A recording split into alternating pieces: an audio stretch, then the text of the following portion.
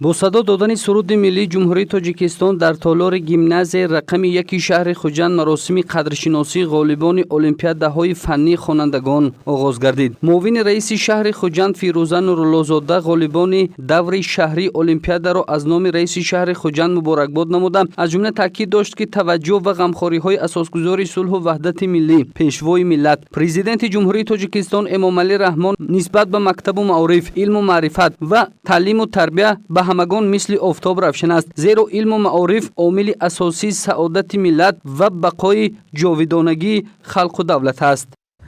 مقامات اجرایی حاکمیت دولتی شهر خوجند با دستور و سپارش به واسطه محترم رئیس شهر خوجند یک جای با شعبه معارف تصمیم گرفته است که همه قوه، امکانیت، شرایط برای شمایان خوانندگان عزیز فراهم آورد که تا اینکه شما امسال هم مثل پیشتر غالبان المپیادها در مقیاس ولایت و جمهوری جایهای نمونوی را سزاوار گردیدند. اطلاع داده شد که طبق فرمایش شعبه معارف شهر المپیاد فنی خوانندگان از فنهای تعلیمی در دو مرحله دایر گردید. مرحله یکم در مکتب تحصیلات میانه عمومی رقم 16 مؤسسه تعلیمی دولتی مکتب برای خوانندگان بالیاقت شهر خوجند و مرحله دوم در گیمناز رقم 24 نتیجه گیری گردید. در المپیاد بین صنف‌های 5 و 11 از فن‌های تعلیمی 2546 نفر طالب علمان دانش و استعداد خود را سنجیدند. شرط‌های المپیاد از کارهای خطی، حل مسئله‌های تستی و غیره عبارت بودند و طالب علمان دانش و